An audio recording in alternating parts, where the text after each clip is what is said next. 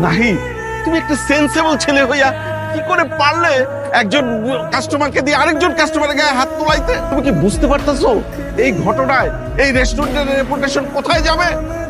আমি নিজেও জানি না আমি তোমায় কিভাবে বাঁচাবো।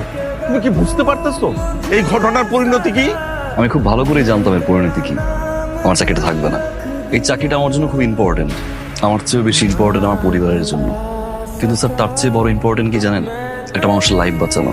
আমি স্বার্থপর হতে পারিনি স্যার, তাহলে তো স্যার আপনার জায়গায় বসে চুপ করে দাঁড়িয়ে দাঁড়িয়ে সব দেখতাম। আগামীকাল হয়তো আমি আরেকটা চাকরি খুঁজে বের করবো স্যার, কিন্তু মানুষের জীবন কিন্তু আগামীকাল সলভ হতো না। আমাকে মাফ করবেন স্যার, মালিককে বলে দিবেন চাকরিটা উনি না, আমি ছেড়েছি। এ বিলু ভাই, ও কোথায়? ম্যাডাম, ওই যে আপনার বয়ফ্রেন্ড আপনি সরাইলেন, থাবড়াইলেন, মারলেন, গালিগালাজ করলেন না, এটা তোমার ভাইয়ের উস্কানিতে, তাই না? এই কথাটা মালিক জানতে পারলে